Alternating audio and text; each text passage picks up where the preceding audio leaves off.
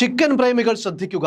Chicken കഴിക്കുന്നത് പതിവാക്കിയാൽ അകാല മരണമെന്ന് പുതിയ പഠനം. ആഴ്ചയിൽ 300 ഗ്രാമിൽ കൂടുതൽ ചിക്കൻ കഴിക്കുന്നത് ദഹനനാളത്തിലോ ദഹന വ്യവസ്ഥയിലോ ക്യാൻസർ ഉണ്ടാവാനുള്ള സാധ്യത കൂട്ടുമെന്നാണ് പുതിയ പഠനം.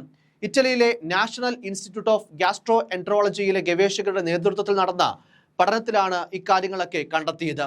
അന്നനാളം, ആമാശയം, വൻകുടൽ, പാൻക്രിയാസ്, കരൾ എന്നിവ ഉൾപ്പെടുന്ന ദഹന വ്യവസ്ഥയിലെ ക്യാൻസറുകൾ വരാനുള്ള സാധ്യതയും അതുമൂലം അകാല മരണത്തിനുമുള്ള സാധ്യത പതിവായി ചിക്കൻ കഴിക്കുന്നതിലൂടെ വർദ്ധിക്കുമെന്ന് പഠനം ചൂണ്ടിക്കാണിക്കുന്നു. സ്ത്രീകളെ അപേക്ഷിച്ച് പുരുഷന്മാരിലാണ് ക്യാൻസർ സാധ്യത കൂടുതലെന്നും ഗവേഷകർ പറയുന്നുണ്ട്. ലോകത്ത് ഏറ്റവും കൂടുതൽ ഉപയോഗിക്കുന്ന മാംസമാണ് കോഴിയിറച്ചി. എളുപ്പത്തിൽ ലഭ്യമാകുന്നതും വിലക്കുറവും സ്വാദുമൊക്കെയാണ് ആഗോളതലത്തിൽ ചിക്കന്റെ ഉപയോഗം ഇത്രയധികം വർദ്ധിക്കാനുള്ള പ്രധാന കാരണങ്ങൾ.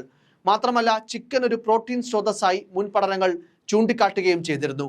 ഹൃദ്രോഗ സാധ്യത കുറയ്ക്കുന്നതിനും ചിക്കൻ നല്ലതാണെന്ന് ചില പഠനങ്ങൾ പറയുന്നു.